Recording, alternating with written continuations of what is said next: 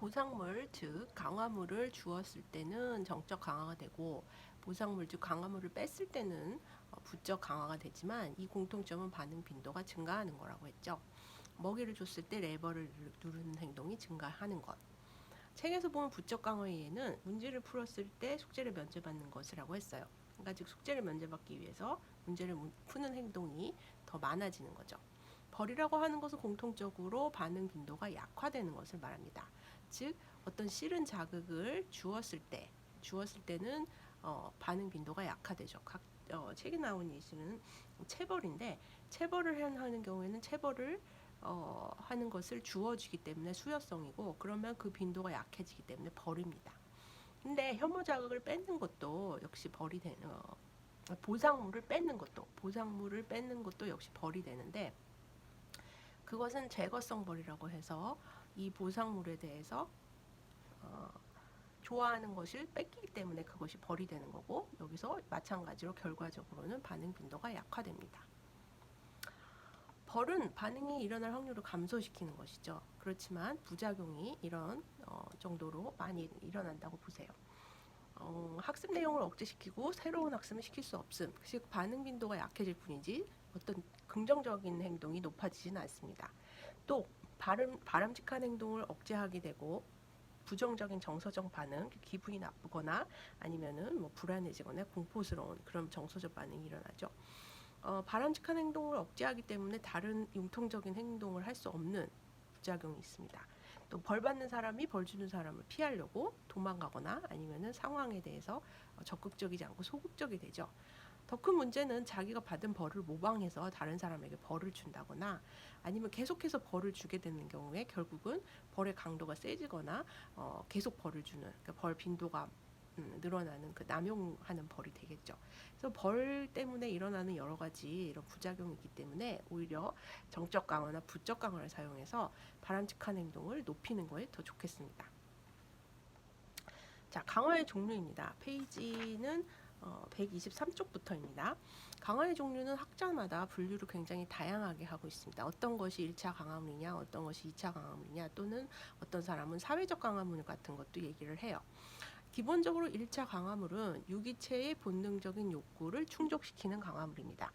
유기체의 본능적인 욕구는 어떤 식욕이라든지 어떤 목마름이라든지 이런 것들이기 때문에 이런 욕구를 충족시키는 것은 물이나 음식이 되죠. 그래서 본질적으로 유기체에게 도움이 되는 어떤 사물이나 활동을 다 1차적인 강화물이라고 합니다. 배고플 때 음식을 먹고 하는 것은 다 1차적인 강화물이라는 거예요. 2차적인 강화물이 오히려 종류가 더 많은데 그 자체로는 욕구 충족이 안 되지만 1차 강화물로 교환할 수 있는 것.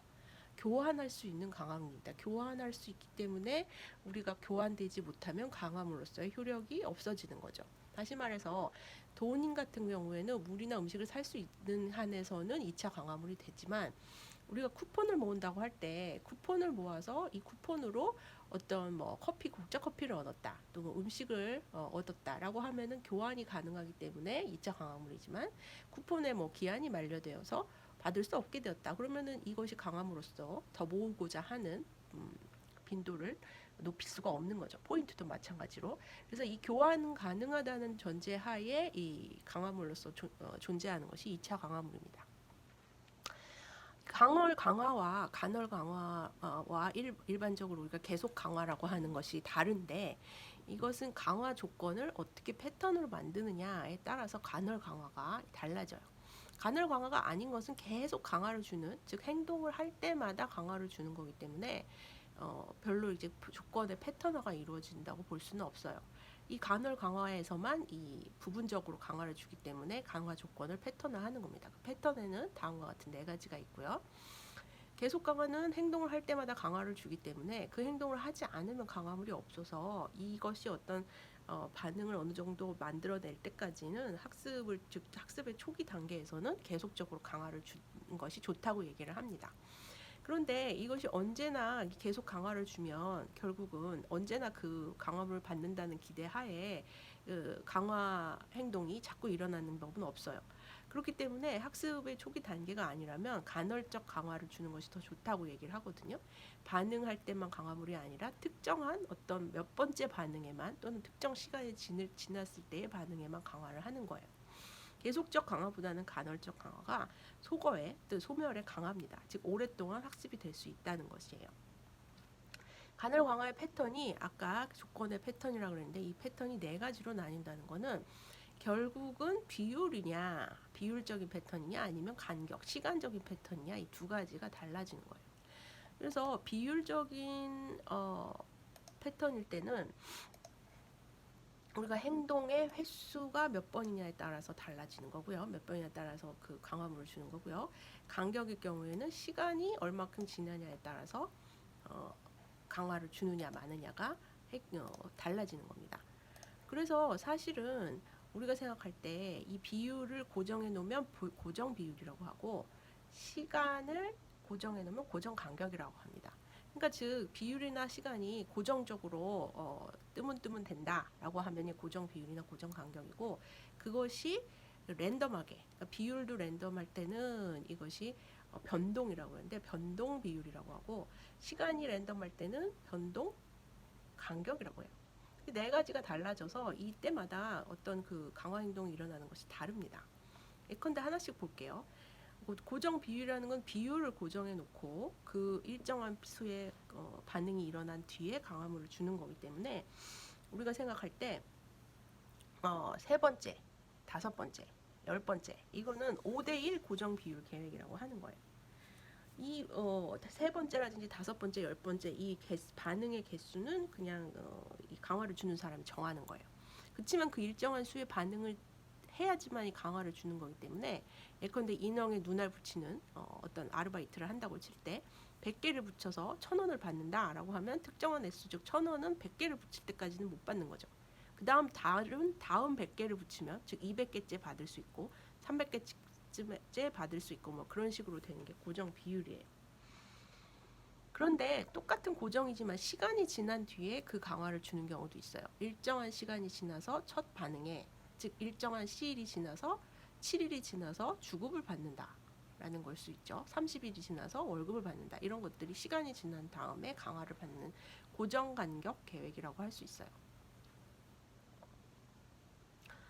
그 다음에 간헐 강화는 강화 중에 변동이라는 거는 랜덤하게 그 강화를 준다고 하는 건데 이 비율도 마찬가지로 몇 번째라는 것이 그 몇 번째의 번째가 몇 번째인 것이 굉장히 랜덤하다는 거예요. 그런데 그 랜덤한 것이 우리가 생각할 때 정말로 랜덤하게 아니라 일정한 수를 기준으로 랜덤한 거예요. 일정한 수를 기준으로 그러니까 즉 세 번째 수를 기준으로 하면은 첫 번째가 될 수도 있고 다섯 번째도 될 수도 있고 세 번째가 될 수도 있고 이런 정도의 랜덤을 말하는 겁니다.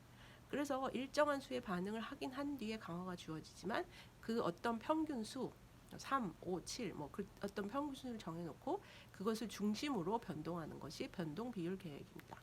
그래서 여러분이 도박 같은 거를 할 때 특히 도박에서의 강화는 변동 비율 계획에 의한 강화라서 굉장히 소멸에 강한데요. 이 예측 불가능한 평균수라고 했지만 사실은 평균수가 있기는 있는데 그것을 상당하게 예측을 못하게 굉장히 교묘한 수식을 써서 예측할 수 없는 정도의 평균수를 중심으로 그야말로 잭팟, 즉 강화를 주는 거죠. 강화를 주면 돈을 땄을 경우에는 어느 정도의 시간이 어느 정도의 도박을 한 다음에 돈을 따게 되기 때문에 그때는 자기가 어느 정도 했을 때 받는 건지 예상을 할 수 없어요. 그래서 계속 그 도박 행동을 하게 된다고 해요. 근데 이것을 예측할 수 있으면 사람이 그 돈을 딸 지점에 와서만 돈을 걸겠죠. 그러니까 그때는 이제 이것이 랜덤하지 않기 때문에 예상할 수 있다는 것은 더 이상 이 변동 비율이 아닌 거예요. 그러니까 그것을 예상할 수 없기 때문에 이 행동이 계속 일어나고 도박 행동을 끊을 수 없다는 겁니다. 마지막으로 변동 간격이라는 것은 시간이 지난 뒤에 첫 반응의 강화가 주어지지만 그것이 어떤 평균을 중심으로 변동할 때 이 변동 간격 계획이라고 합니다. 뭐 일정한 시간이 지난 다음에 고기가 잡히는 경우 뭐 이런 거는 낚시 같은 경우에 시간이 지난 다음에 변동 간격에 의해서 강화를 받게 되는 거고 불시의 퀴즈 같은 거는 교사 입장에서는 공부를 하게 하는 어떤 그 바람직한 행동을 높이려고 할 때 이것을 매주 보는 것보다는 이주일의 간격을 두고 뭐 3주째에 본다든지 아니면 1주째에 본다든지 이렇게 랜덤하게 언제 볼지 모르는 시험을 본다라고 하면 매주 공부를 해오게 하는 그런 효과를 낼 수 있어서 변동 간격 계획이라고 할 수 있겠습니다. 소멸, 앞에서 말한 고전적 조건하의 소멸과 용어는 같아요. 용어는 같지만 두 가지 공통점은 반응이 감소되는 것이 맞아요. 근데 고전적 조건화에서는 뭐가 없어지면 반응이 낮아지고 강도가 감소됐냐면 무조건 자극이 없을 때, 고기가 없이 종만 칠 때 계속 그렇게 되면은 침이 나오지 않는다라는 정도였다면 여기서의 소멸은 강화물을 주지 않았을 때에 감소하는 거예요. 그러니까 강화물이 뒤따르지 않기 때문에 반응이 약화되는 것이다. 결국은 쥐의 경우에 스키너의 쥐의 경우에 계속 레버를 눌러도 콩이 나오지 않으면 먹이가 나오지 않으면 레버를 누르지 않는다. 레버를 누르는 행동이 점점 소멸된다. 이렇게 말할 수 있는 거죠. 벌과는 같은 행동 빈도의 감소라도 개념적인 차이가 있다라고 얘기를 한 것은 다음과 같은 이유입니다. 벌이라는 것을 아까 우리가 생각할 때 행동 빈도의 감소라는 측면에서는 강화와 다른 거죠. 행동 빈도의 감소라는 측면에서. 그죠? 행동 빈도의 감소라는 측면이고 소멸이라는 것은 결국은 그 행동이 점점 하다가 없어진다는 거예요. 없어진다는 것이라는 이런 차이가 있는 거고 기타 주요 개념, 미신적 강화, 행동 조성, 변별 학습 이렇게 얘기를 했는데 미신적 강화 같은 경우에는 이 강화를 이루는 어떤 강화물과 그 반응이 어떤 논리적 연관성이 없이 미신처럼 이루어질 때 미신적 강화라고 해요. 그러니까 즉 먹이라는 것은 나의 욕구 충족을 위한 1차적 강화물이라는 굉장히 논리적인 관계가 있죠. 근데 이 미신적 강화는 여러분이 잘 아시는 징크스라든지 시험을 본 전날에는 머리를 감지 않는다. 뭐 시간이 없어서 머리를 감지 않는다. 이런 이유가 아니라 그냥 머리를 감지 않았더니 그 다음날 시험을 잘 봤어. 라고 하면 다음에 시험에도 머리 감지 말아야지. 이렇게 얘기하는 굉장히 근거가 빈약한 어떤 강화물로서의 뭐 머리를 감지 않는 행동이 일어나게 되는 거예요. 이상하게 미신적 강화가 많이 작용할 때가 있다고 스키너는 얘기를 합니다. 행동 조성 같은 경우는 우리가 행동 수정 같은 내용에서 많이 볼 수 있는데 행동을 그야말로 만든다, 쉐이핑을 한다 이런 얘기예요. 자리에 앉는 행동, 그러니까 자리를 막 돌아다니는 어떤 산만한 아이가 있다고 칩시다.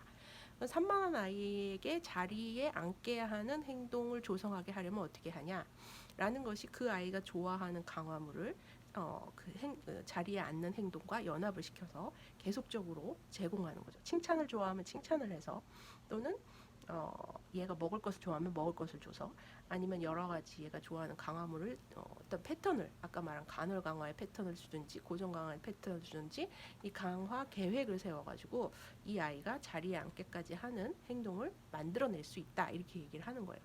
그냥 자리에 앉으면 칭찬해 줄게 라고 하는 것이 아니라 굉장히 이것은 단계별로 체계별로 일어납니다. 예컨대 돌아다니고 있으면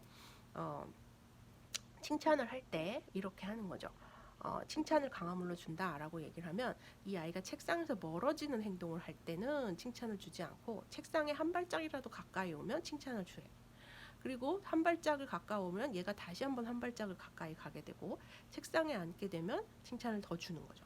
그렇지만 책상에서 일어나려고 하면 주의를 기울이지 않거나 아니면은 책상에서 일어나서 나갔을 때는 더 이상 관심을 기울이지 않는 거예요. 그럼 얘는 자꾸 책상에 앉는 행동만 하기 때문에 결국은 책상에 앉아서 자리를 돌아다니지 않는 행동을 하게 되는 거죠. 그런 것을 이제 행동 조성이라고 합니다. 마지막으로 변별 학습이라는 것은 아까 자극의 변별 얘기도 했는데 그것은 이제 고전적 조건하에 자극 변별이고 여기서는 변별 학습이라고 해서 이름이 따로 붙습니다.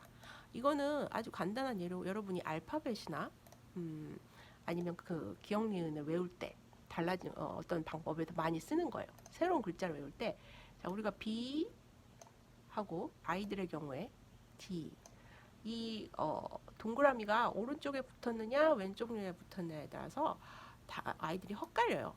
근데 이 경우를 이 B와 D를 어떻게 변별하느냐 변별하느냐라는 것을 학습시키려면 B를 보고 B라고 했을 때는 칭찬을 해줍니다. 그렇지, 잘했어. 이렇게. 그런데 B를 보고 D라고 했을 때는 아무런 반응을 하지 않아요. 엄마가.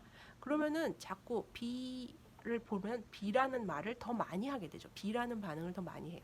반대로 D를 보고 B라는 반응은 점점 덜 하게 되는 겁니다.